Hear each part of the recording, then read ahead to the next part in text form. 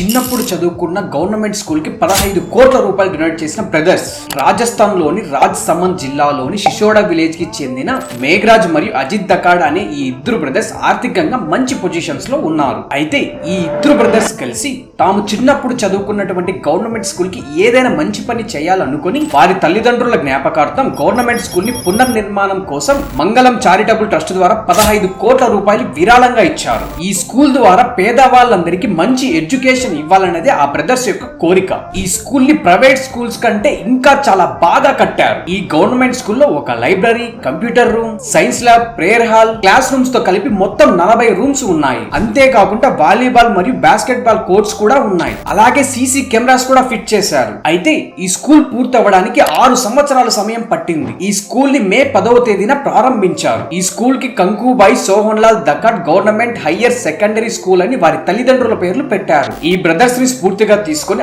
ఆర్థికంగా ఉన్నత స్థాయిలో ఉన్న వాళ్ళు మీరు చదివిన గవర్నమెంట్ స్కూల్ కానీ మీ గ్రామానికి కానీ ఏదైనా మంచి పని చేయండి. మా ఛానల్ ని సబ్స్క్రైబ్ చేసుకోండి.